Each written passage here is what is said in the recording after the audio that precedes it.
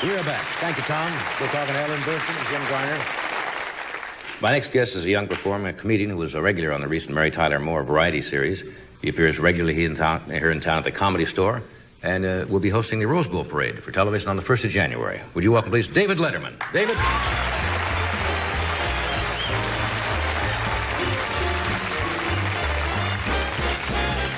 Thank you, thank you, thank you. How many of you folks here have never been to a TV studio before? Applaud if you've never been to one of these things.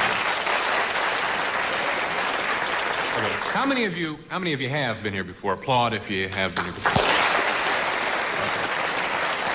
All right, now how many of you who have never been here before today are here with somebody who has been here before? Applaud. Okay, now, listen carefully. This gets a little confusing at this point, huh? How many of you out of that last group are in this country illegally? Could we just hear? Great, fine. Looking for yard work, I'll bet. Well, nice to have you here. I just got back into the United States. I was in Canada, and I flew back a couple of days ago. I flew one of those bargain flights, $99 one way, and literally no bargain. You know, it's hundreds of drooling indigents fighting over tubs of gruel in the aisle of the plane. And immigrants and people who haven't been vaccinated looking over bad fruit and stuff. So I get up and I go to the lavatory of the aircraft, and there's this enormous sign above the toilet that says, "Do not place metal or glass objects in the toilet." You know, that always ruins a trip for me. I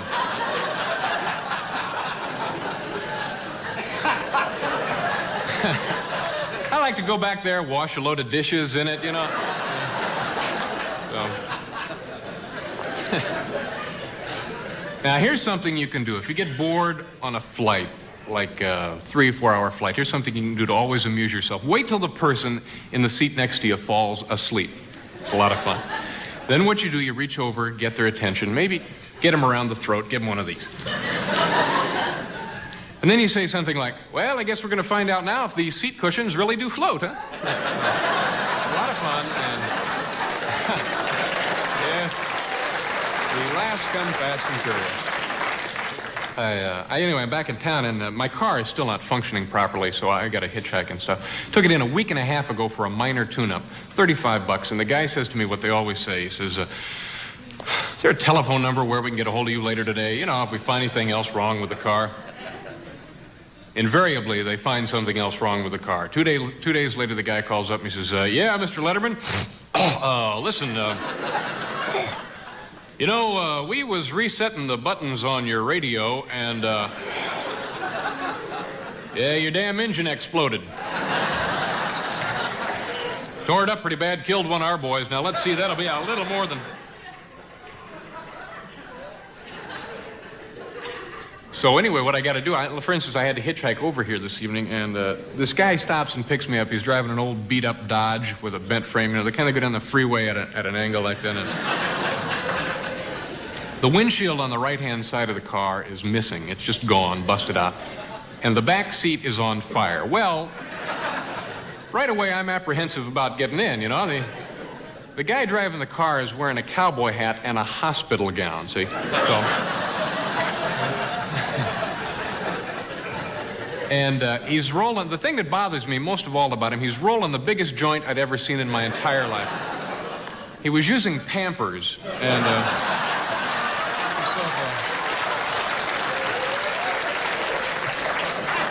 just awful. We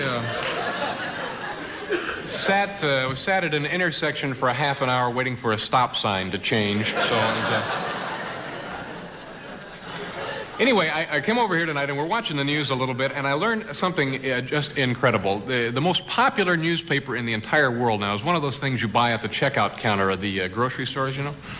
And the headlines in that thing today, just incredible. How to lose weight without diet or exercise. Pretty much leaves disease, doesn't it? You know, when you get right down to it. Yeah. I was able to lose over 60 pounds without diet or exercise. What's my secret? Well, I was lucky enough to be seriously ill for a year and a half.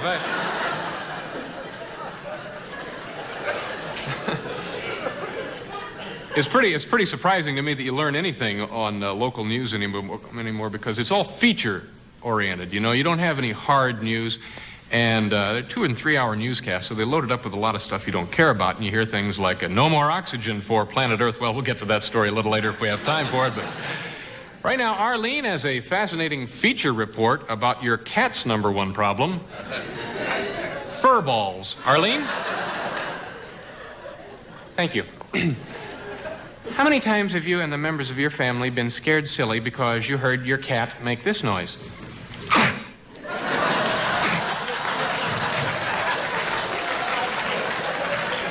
Thank you, Arlene, for that fascinating in-depth study.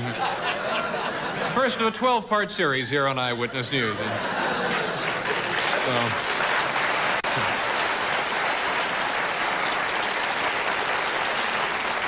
I used to work for the Eyewitness News station back in Indiana where I lived, and thank you. Folks hoping to win a prize for that, I'll bet, huh? And the concept of Eyewitness News, you know, make it as funny as you possibly can. So one day there were 3 murders in the city, and the news director didn't think it would be real amusing to have the anchorman report all 3 of these murders back to back, so they gave one to the sportscaster to do, see? And the guy is reading baseball scores at the time. Well, first in the National League, it was the Mets over the Braves 3-2. Reds got past the Cards 5-4, and the Dodgers murdered the Giants 9-0. Speaking of murders... Looks like 45-year-old Eddie Poster won't be going out to the old ballpark anymore. No, Eddie was gunned down last night during a liquor store holdup. Once again, that final score, liquor store 1, Eddie nothing.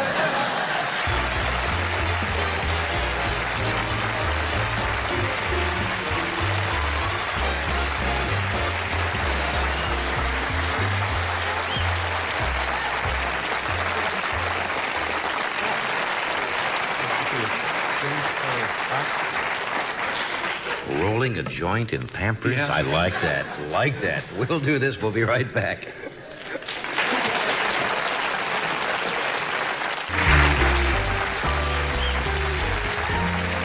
We're back. We're talking to David Letterman. You know, that's very funny stuff. That's new and it's fresh and everything.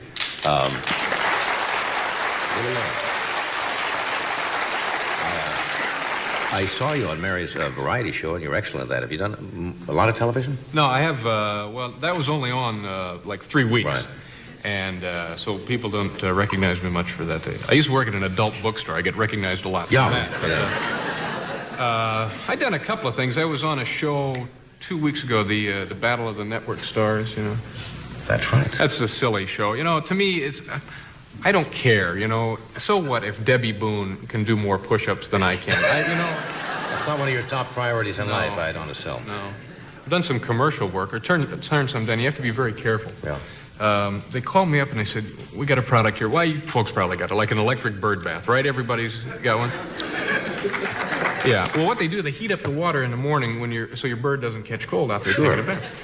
So I researched this thing, and I went down there, and the guy said that the thing worked perfectly, but they were getting a lot of complaints because people weren't reading instructions, and the birds were getting electrocuted.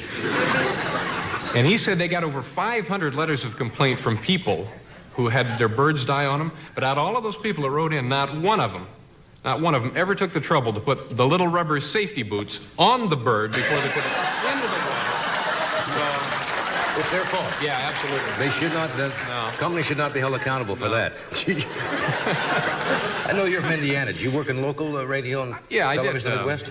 I did. I'm from Indiana, and I guess we had folks from South Bend here, right? Yeah.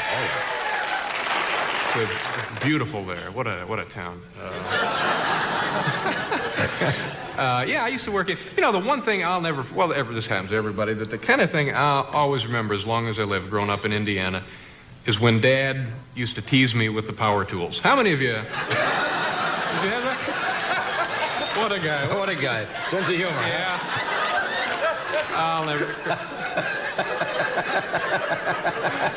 Yeah, he... chase you around the house with a belt sander. Yeah. Get your attention real quick. Yeah. Come from a funny family. I just asked Dave, you've been working at the Comedy Store, and I said, how's it going? You said, well, you'd rather be working other places for for real money. Yeah, the Comedy Store is a great place to go. You get an audience and you work out new material. I've been there for 3 years and but after a while you get the itch to go out and earn some dough. So it's a wonderful place to work. So I'm hoping to get out a little more. I work a couple of dates in Baltimore with Tony Orlando. That's an itch. Tony Orlando, you wouldn't think he gets an older audience, you know? You open the auditorium and you don't smell popcorn and you smell Vicks, so you know that it's going to have hymns on the Muzak that they have to turn down before the show starts. But I could always go back to local broadcasting. I did a lot of that. Newscaster? Or, right. We used to have, it was the local eyewitness news team, and my favorite part of the broadcasting day was always the station editorials.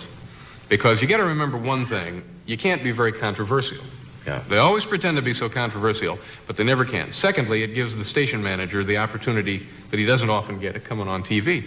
And so this guy would come out, and he always looked good, had on about a $4 suit and an $8 toupee, you know, and made out of the same stuff. And this guy would come out, and he'd say something like, Channel 13 would like to take this opportunity to say that we are diametrically opposed to the practice of using orphans as yardage markers at driving ranges. We're just... You can't fault a man like that. You really can't. I have a feeling from your shot on this show tonight, you're going to be working a lot outside the Comedy Store. Thank you. Really, I hope you come back with us. I'd love to. Yeah. Thank you very much. We'll be right back.